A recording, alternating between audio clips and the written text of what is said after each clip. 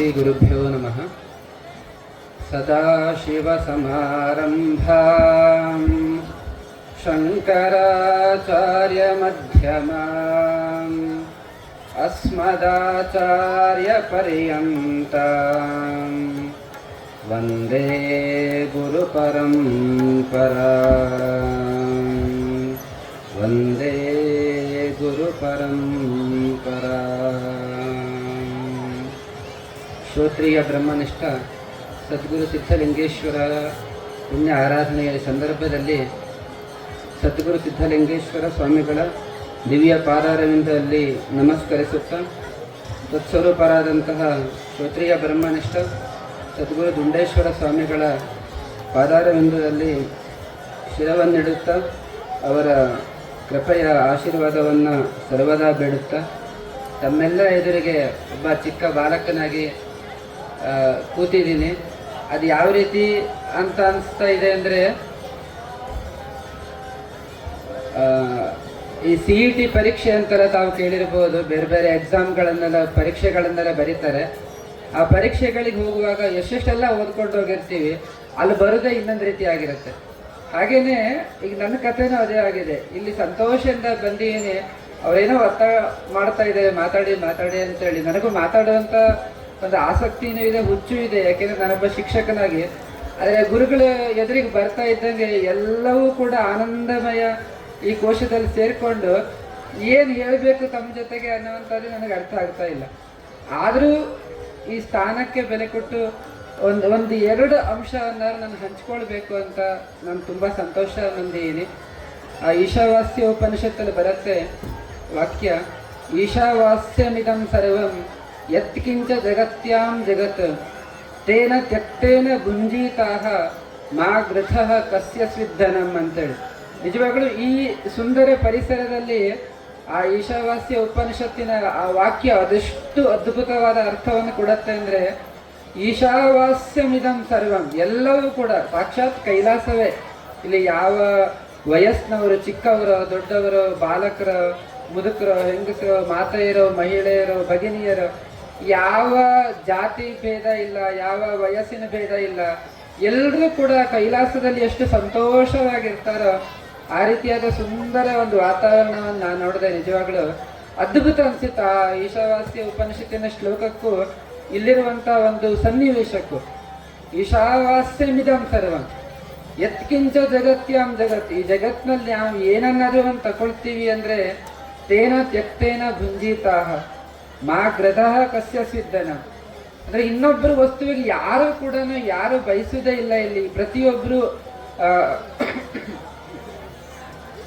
ಹಿರಿಯರು ಹೇಳ್ತಾರೆ, ಭಾರತದ ಎರಡು ಪ್ರಸಿದ್ಧವಾದ ವಿಷಯ ಯಾವುದು ಅಂದರೆ ತ್ಯಾಗ ಮತ್ತು ಸೇವೆ ಅಂತೆ.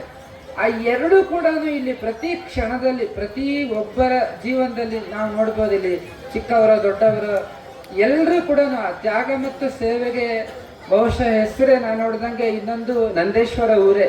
ಬಹುಶಃ ಎಷ್ಟೆಲ್ಲ ಕಡೆ ನಾನು ಓಡಾಡಿ ಬಂದಿದ್ದೀನಿ ನನ್ನ ವಯಸ್ಸಿನಲ್ಲಿ. ಆದರೆ ಈ ರೀತಿ ಸನ್ನಿವೇಶವನ್ನು ಬಹುಶಃ ಎಲ್ಲೂ ನೋಡಿಲ್ಲ. ನಾನು ಹಲವಾರು ಸ್ವಾಮೀಜಿಗಳ ಹತ್ರ ಹೋಗಿದ್ದೀನಿ, ತುಂಬ ಸ್ವಾಮೀಜಿಗಳ ಹತ್ರ ಹೋಗಿದ್ದೀನಿ. ಬಹುಶಃ ಮಂಜುನಾಥ್ ಸರ್ ಹೇಳ್ದಂಗೆ ನಾನು ಮೊದಲನೇ ಬಾರಿ ಯಾವಾಗ ಬನ್ನ ಅಪ್ಪವ್ರ ಹತ್ರ, ವೆಂಕಟೇಶ್ವರ ಅಪ್ಪರ ಕಾಲು ಮುಟ್ಟು ನಮಸ್ಕಾರ ಮಾಡ್ತಿದ್ದಂಗೆ ಕಣ್ಣಲ್ಲಿ ಅದು ಎಷ್ಟು ಹಸಿರು ಧಾರೆ ಬಂದುಬಿಡ್ತು, ನನಗೆ ಗೊತ್ತಾಗಲಿಲ್ಲ.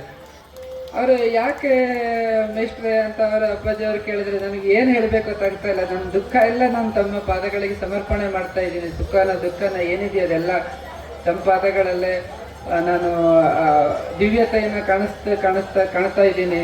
ನನಗೆ ಅಲ್ಲೇ ಕಾಣಿಸ್ತಾ ಇದೆ ಭಗವಂತ ಅನ್ನೋ ರೀತಿಯಲ್ಲಿ ನಾನು ಹೇಳ್ಕೊಂಡೆ. ಆಗಲಪ್ಪ ಚೆನ್ನಾಗಿರುವಂಥ ಆಶೀರ್ವಾದ ಮಾಡಿದ್ರು. ಬಹುಶಃ ಇಂಥ ಗುರುಗಳು ನಮಗೆ ನಿಜವಾಗ್ಲೂ, ನನಗಂತೂ ಎಲ್ಲೂ ಸಿಕ್ಕಿಲ್ಲ. ನಿಜವಾಗ್ಲೂ ಹೇಳ್ತೀನಿ ನಾನು, ಅಂಥ ಗುರುಗಳ ಒಂದು ಸನ್ನಿಧಿಯಲ್ಲಿ ತಾವೆಲ್ಲರೂ ವಾಸ ಮಾಡ್ತಾ ಇದ್ದೀರಾ ಅಂದರೆ ಭಗವಂತ ನಿಜವಾಗ್ಲೂ ನಿಮಗೆ ದೊಡ್ಡ ನಮಸ್ಕಾರ ಅಂತ ಹೇಳಬೇಕು. ನಿಮ್ಮಂಥ ಭಾಗ್ಯವಂತರು ಇನ್ನೆಲ್ಲಿ ಸಿಗ್ತಾರೆ ಅನ್ನೋ ಅರ್ಥದಲ್ಲಿ. ಎಷ್ಟು ಒಂದು ಆ ತ್ಯಾಗ ಮತ್ತು ಸೇವೆ ವಿಚಾರದಲ್ಲಿ ಆ ತಲೆ ಬಾಗುವಿಕೆ ಅಥವಾ ನಮಸ್ಕಾರ ಮಾಡುವಂಥದ್ದು ವಿಚಾರ ಮಾಡಿದರೆ, ನಾವು ಬಾವಿಯಿಂದ ನೀರು ಸೇದಬೇಕಿದ್ರೆ ಒಂದು ಬಿಂದಿಗೆಯನ್ನು ಬಿಡ್ತೀವಿ. ಆ ಬಿಂದಿಗೆ ಎಷ್ಟು ಬಾಗತ್ತೆ, ಹೋಗ್ಬೇಕಿದ್ರೇನು ತಲೆ ಕೆಳಗೆ ಮಾಡ್ಕೊಂಡು ಹೋಗಲ್ಲ. ಅದಕ್ಕೆ ನಾವು ಹಗ್ಗ ಕಟ್ಟಿಬಿಟ್ಟಿರ್ತೀವಿ, ಸೀದಾ ಹೋಗ್ತಾ ಇರುತ್ತೆ. ಅದ್ರಲ್ಲಿ ನೀರು ಸೇದಬೇಕು ಅಂದ್ರೆ, ಅದ್ರಲ್ಲಿ ನೀರು ತುಂಬಬೇಕು ಅಂದ್ರೆ ಅದು ಬಾಗ್ಲೇಬೇಕು. ನಾನು ನೀರು ತಗೊಂಡೋಗ ನಾನು ಯಾಕೆ ನೀನೇ ಹಾಕುವಂಥದ್ದು ಹೇಳಲ್ಲ. ನಿಜವಾಗ್ಲೂ ಬಾಗತ್ತೆ, ನೀರು ಕೂಡ ಫುಲ್ ತುಂಬತ್ತೆ. ನಾವು ಹಾಗೆ ಮತ್ತೆ ಸೇದ್ತೀವಿ, ಮೇಲೆ ಬರುತ್ತೆ. ಆ ನೀರಿಂದ ಇನ್ನೊಂದು ಯಾವುದೋ ತಂಬಿಗೆಗೆ ಹಾಕಬೇಕು ಅಂದ್ರೆ, ತಂಬಿಗೆ ಚಿಕ್ಕದು ನಾನ್ಯಾಕೆ ತಲೆಬಾಗಬೇಕು ಅಂತ ಅದು ಮತ್ತೆ ಯೋಚನೆ ಮಾಡಲ್ಲ, ಮತ್ತೆ ತಲೆಬಾಗತ್ತೆ. ಇದು ಆ ಬಿಂದಿಗೆಯನ್ನು ತುಂಬತ್ತೆ. ಹಾಗೆ ಆ ಬಿಂದಿಗೆ ಒಂದು ಉದಾಹರಣೆ ನಾವು ತಗೊಂಡೋದ್ರೆ, ಇಲ್ಲಿ ಪ್ರತಿಯೊಬ್ಬರು ಹಾಗೇನೆ ತುಂಬಿದ ಕೊಡ ಅನ್ನೋ ರೀತಿಯಲ್ಲಿ, ತುಂಬಿದ ಕೊಡ ತೊಳುಕುವುದಿಲ್ಲ ಅಂತ ಹೇಳ್ತಾರೆ. ಅಂದ್ರೆ ಅಷ್ಟು ಗಂಭೀರವಾಗಿ ಇರ್ತಾರೆ. ಯಾರಲ್ಲೂ ಏನನ್ನು ನಿರೀಕ್ಷೆ ಮಾಡಲಿಕ್ಕೆ ಆಗಲ್ಲ, ಎಲ್ಲರೂ ಎಲ್ಲವನ್ನು ಪಡ್ಕೊಂಡಿರ್ತಾರೆ. ಕಾರಣ ಇಷ್ಟೇ, ಗುರುಗಳು ಹೇಳಿದಂಗೆ ಎಲ್ಲರೂ ಕೂಡ ಪರಬ್ರಹ್ಮ ಸ್ವರೂಪರು. ಯಾರು ಚಿಕ್ಕವರು, ಯಾರು ದೊಡ್ಡವರು, ಯಾರು ಆ ಜಾತಿಯವರು, ಯಾರು ಇವರು, ಯಾರು ಶ್ರೀಮಂತರು, ಯಾರು ಬಡವರು, ಯಾವ ಕಲ್ಪನೆನೂ ಇಲ್ಲದೆ ಇರುವಂಥ ಬಹುಶಃ ಏಕೈಕ ಸ್ಥಳ ನಾನು ನೋಡಿದ್ದು. ತುಂಬ ಮಠಗಳಿಗೆಲ್ಲ ಹೋಗಿದ್ದೀನಿ, ಅಂದರೆ ತಪ್ಪು ಅಂತ ಹೇಳ್ತಾ ಇಲ್ಲ. ಈ ಉಡುಪಿ ಇರ್ಬೋದು, ಧರ್ಮಸ್ಥಳ ಇರ್ಬೋದು, ಅಲ್ಲಲ್ಲಿ ನಿಯಮ ಇರುತ್ತೆ. ಆ ನಿಯಮಕ್ಕೆ ಯಾವತ್ತೂ ಭಂಗ ಬರಬಾರ್ದು. ನಾನು ಆಕ್ಷೇಪನೂ ಮಾಡಲ್ಲ ಅಥವಾ ಮಾಡಲೇಬಾರ್ದು. ಅವರವ್ರ ನಿಯಮದ ಪ್ರಕಾರ ನಡ್ಕೊಳ್ತಾರೆ. ಆದರೆ ಬಹುಶಃ ಇದು ಒಂದೇ ಸ್ಥಳ, ನಂದೇಶ್ವರ ನಾನು ನೋಡ್ತಾ ಇರುವಂಥದ್ದು. ಇಲ್ಲಿ ಯಾವ ಜಾತಿ ಜನಾಂಗ ಅಥವಾ ಮಡಿವಂತರು, ಬ್ರಾಹ್ಮಣರು, ಇನ್ನೊಬ್ರು ಮತ್ತೊಬ್ರು, ಯಾವ ವ್ಯತ್ಯಾಸನೂ ಇಲ್ಲ ಇಲ್ಲಿ. ನಿಜವಾಗ್ಲೂ ಎಲ್ಲರೂ ಪರಬ್ರಹ್ಮ ಸ್ವರೂಪರೇ. ನಿಜವಾಗ್ಲೂ ಅದ್ಭುತ ಅನ್ಸುತ್ತೆ. ಇಂಥ ಸ್ಥಳಕ್ಕೆ ನಾನು ಬಂದಿದ್ದೀನಿ ಅಂದರೆ, ನಾನು ಅದು ಫಸ್ಟ್ ಅಪ್ಪವ್ರ ಹತ್ರ ಬಂದಾಗ ನಾನು ಅದನ್ನೇ ಹೇಳ್ಕೊಂಡೆ. ಎಷ್ಟು ಸಂತೋಷ ಆಗತ್ತೆ, ಎಷ್ಟು ಸಂತೋಷ ಆಗತ್ತೆ. ಏನು ವಿಚಾರ ಹೇಳ್ಕೊಳ್ಲಿಕ್ಕೂ ನಮಗಿಲ್ಲಿ ಏನು ಅಂದ್ಕೊಂಡ್ರೆ ಕಡಿಮೆನೇ ಅನ್ನೋ ರೀತಿಯಲ್ಲಿ. ಈಗ ಮಹಾತ್ಮರು, ಗುರುಗಳು, ತಾಯಂದ್ರು ಅವರೆಲ್ಲ ಒಳ್ಳೊಳ್ಳೆ ಜ್ಞಾನವಂತರಾಗಿ ಮಾತಾಡ್ತಾರೆ. ನಮಗೂ ಮಾತಾಡಬೇಕಂತ ಆಸೆ ಅನ್ಸುತ್ತೆ. ಅದ್ರದ್ದು ಯಾವುದು ಮರ್ತೋಗತ್ತೆ. ನಾನು ಒಂದು ಚಿಕ್ಕ ಮಗು ರೀತಿ ನಿಮ್ಮೆಲ್ಲರ ಜೊತೆಗೆ ನಾನು ಇದು ಬೇಡ ಅನ್ನುವಷ್ಟು ಏನು ಹೇಳ್ಕೊಳ್ಳಿಕ್ಕೂ ನಿಜವಾಗ್ಲೂ ಗೊತ್ತಾಗ್ತಾ ಇಲ್ಲ. ಯಾಕಂದರೆ ಭಗವದ್ಗೀತೆಯಲ್ಲಿ ಭಗವಂತ ಹೇಳ್ತಾನೆ, ಗಹನ ಕರ್ಮಣ ಗತಿ ಅಂತೇಳಿ. ಆ ಕರ್ಮದ ಗತಿ ಅದು ತುಂಬವಾದ ಗಹನವಾದ್ದು. ಯಾವ ರೀತಿಯಲ್ಲಿ ಹೋದರೂ ಕೂಡ ನಮ್ಗೆ ಅದನ್ನು ಅರ್ಥ ಮಾಡ್ಕೊಳ್ಳಿಕ್ಕೆ ಆಗಲ್ವಂತೆ. ಅದಕ್ಕಾಗಿ ನಾವಲ್ಲಿ ಕರ್ಮ ಶ್ರೇಷ್ಠನೋ ಜ್ಞಾನ ಶ್ರೇಷ್ಠನೋ ಅಂತೆಲ್ಲ ತುಂಬ ಪ್ರಶ್ನೆಗಳನ್ನು ಹಾಕ್ತಾನೆ ಭಗವಂತನ ಹತ್ರ ಅರ್ಜುನ. ಆವಾಗ ನಿನ್ನ ಕರ್ಮ, ನಿನ್ನ ಕೆಲಸ ನೀನು ಮಾಡ್ತಾ ಇರು, ಆ ಕರ್ಮದಲ್ಲೇ ಭಗವಂತನ ನೋಡ್ಬೋದು. ನಮಗೆ ಕಾಯಕ ಯೋಗಿ ಬಸವಣ್ಣನವರು ಕೂಡ ಅದನ್ನೇ ಹೇಳ್ಕೊಟ್ರು, ಕಾಯಕವೇ ಕೈಲಾಸ ಅನ್ನೋ ರೀತಿಯಲ್ಲಿ. ಹಾಗೆ ನಮ್ಮ ಕರ್ತವ್ಯವನ್ನು ಮಾಡ್ತಾ ಹೋಗೋಣ ಪ್ರತಿನಿತ್ಯವೂ ಕೂಡ. ಆದರೆ ಭಗವದ್ಗೀತೆಯಲ್ಲೇ ಭಗವಂತ ಹೇಳ್ತಾನೆ, ಅಹಂ ಚ ಭೋಕ್ತ ಅಹಂ ಪ್ರಭುರೇವ ಚ ಭೋಕ್ತಾ ಚ ಪ್ರಭುರೇವ ಚ ಅನ್ನೋ ಅರ್ಥದಲ್ಲಿ, ನಾನು ಎಲ್ಲ ಕೆಲಸಗಳಿಗೂ ಕಾರ್ಯಗಳಿಗೂ ನಾನೇ ಅದರ ಭೋಕ್ತ ಅಂದರೆ ಅನುಭವಿಸುವನು ನಾನೇ, ಕಾರಣಕರ್ತನು ನಾನೇ, ಎಲ್ಲವೂ ಕೂಡ ಆ ರೀತಿಯಲ್ಲಿ. ಈಗ ಈಶಾವಾಸ್ಯಮಿದಂ ಸರ್ವಂ ಅನ್ನೋ ರೀತಿಯಲ್ಲಿ ನಾವೇನು ಕೇಳಿದ್ವಿ, ಆ ಎಲ್ಲವೂ ಕೂಡ ಈಶಮಯವಾದಂತಹ ಜಗತ್ತು.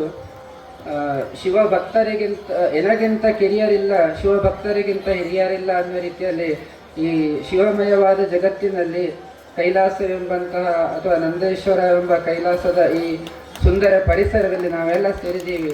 ನಿಜವಾಗ್ಲೂ ಏನು ಹೇಳಬೇಕಂತ ತುಂಬ ಹೇಳಬೇಕಂತ ಅನಿಸುತ್ತೆ. ಆದರೆ ಗುರುಗಳ ಸನ್ನಿಧಿಯಲ್ಲಿ ಒಂದು ನಮಸ್ಕಾರ ಅಷ್ಟೇ ನನಗೆ ಅನ್ನಿಸ್ತಾ ಇದೆ. ನಿಜವಾಗ್ಲೂ ಇಷ್ಟು ಮಾತ್ರ ಹೇಳ್ಕೊಳ್ಳಿಕ್ಕೆ ಅವಕಾಶ ಮಾಡಿಕೊಟ್ಟಂತಹ ಅಪ್ಪವರಿಗೆ ನಮಸ್ಕರಿಸ್ತಾ, ರಾಜಾಧಿರಾಜ ಸದ್ಗುರುನಾಥ ಸಿದ್ಧಲಿಂಗೇಶ್ವರ ಮಹಾರಾಜ್ ಕಿ ಜೈ. ರಾಜಾಧಿರಾಜ ಸದ್ಗುರುನಾಥ ದಿಂಡೇಶ್ವರ ಮಹಾರಾಜ್ ಕಿ ಜೈ. ಸರ್ವ ಸಾಧು ಸಂತ ಮಹಾರಾಜ್ ಕಿ ಜೈ.